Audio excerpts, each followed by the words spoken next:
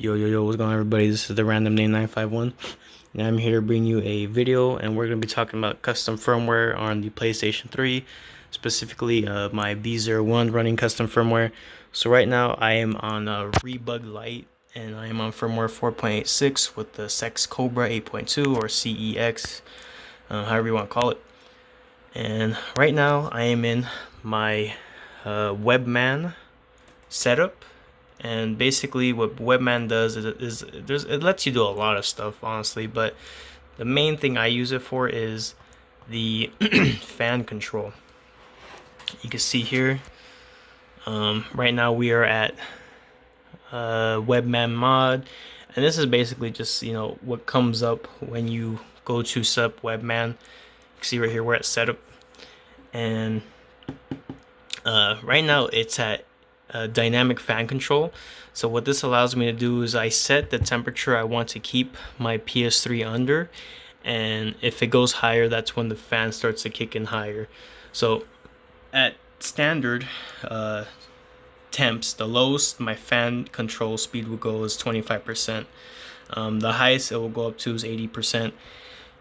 Honestly, if your fan needs to go any higher than probably 60 or 70, then you're most likely having cooling issues, because the paste needs to be replaced above the internal heat sinks, or excuse me, above the internal heat spreaders, and also below them, as well as maybe your PS3 just needs to be cleaned out because it's just dust.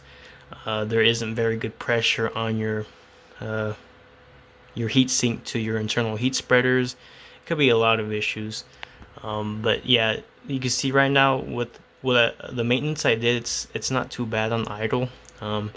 CPU is staying at constant 64 degrees Celsius, which is okay. It's not great, not too bad. It would be nice to see it at, you know, under that, but considering I haven't delidded either RSX or CPU, it's not too bad.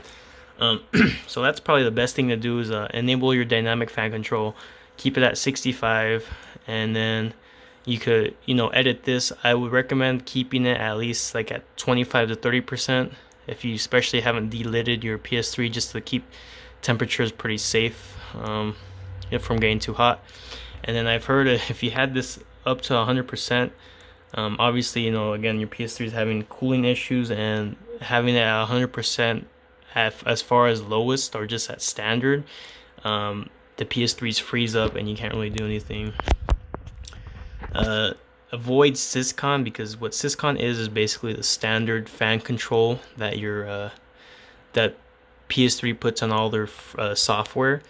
Meaning, if you don't have a modded PS3 on custom firmware, you have CECHB01 on by default.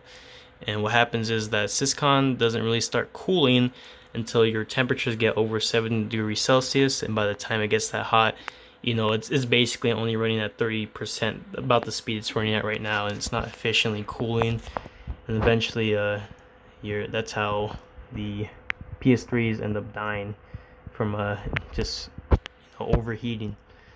So this is, I would say, probably one of the biggest reasons to either get custom firmware on your PS3, or at some point, if you guys are more handy with the soldering, getting that custom fan control installed on the shell and doing the soldering and all that good stuff.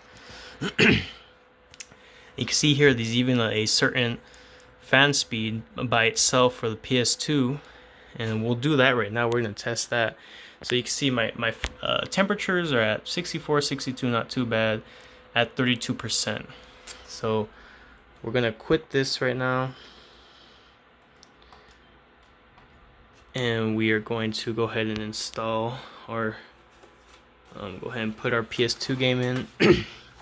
And again, this is a Pirates of the Caribbean I picked up at my local thrift store for $1.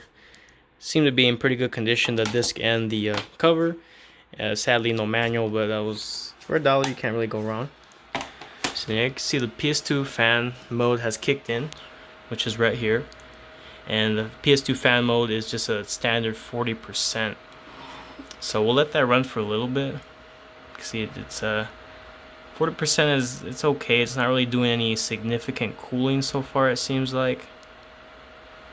It is getting the CPU a little cooler, but not by much yet.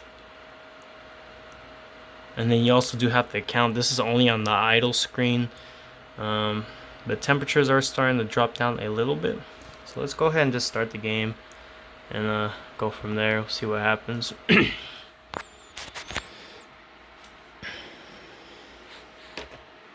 So I'm gonna pause the video and just kind of start this up and let this run. Alright, so I have it started up, got past the menu. So also the cool thing about having a PS3, I'm sure it's here. I have it on excellent authority. And that would be a man who purchased the. Let me just lower the volume a little bit. A man who swore on pain of death that it's likely not anywhere else. State my good name. Jack. Yeah, so a good thing about having a backwards compatible PS3 is that, you know, you could run PS2 and 1 games on HDMI, no issue. If you have a PS2, you know, it can run the PlayStation 2 and 1 games. However, the highest kind of quality you can get on it, really, you know, out of the box is up to component. And then depending on what kind of TV monitor you have, you're going to have issues typically trying to run PS1 games on components. So the PS3 original models kind of fix that issue from anywhere from the A, B, or E01 models. See here, kind of blocky, kind of cheesy game. But for $1, what can you expect? You can imagine at some point when this game came out, it must have been like $39.99 or $29.99, which is pretty insane for the price. Gotta love the animation.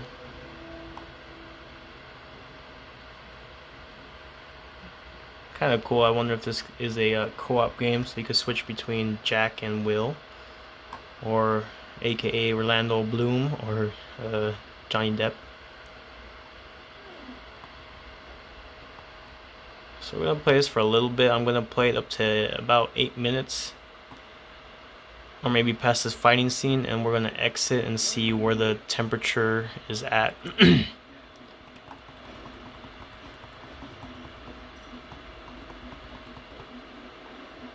I am playing with one hand, so do forgive me for that.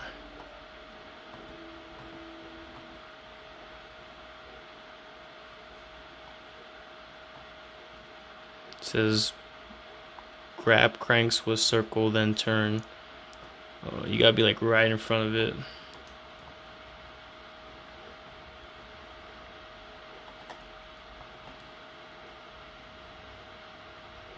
The animation though is comedy.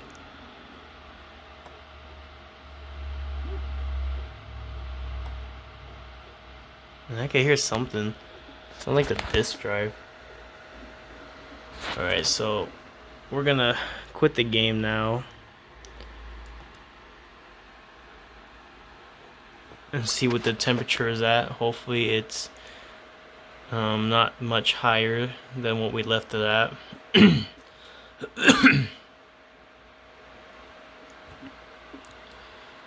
Alright, so let's get that showing up. Alright, so it's good. The RSX temp is really low.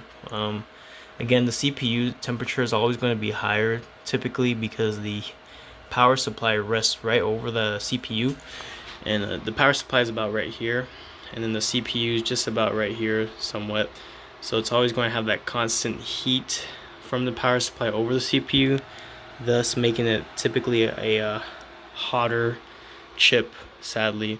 So that's why there's other mods you have to consider, such as actually drilling some holes into your PlayStation. Most notably, the best way to get the fan or the temperature is a lot better under control is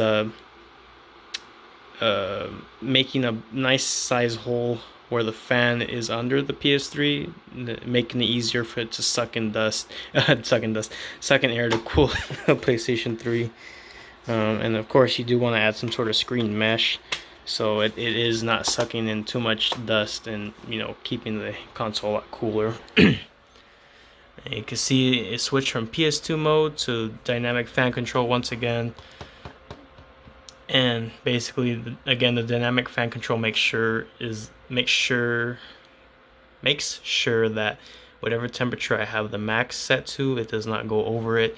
And if it does, it tries to kick in the fans as high as possible to get the temperature back to the desired setting.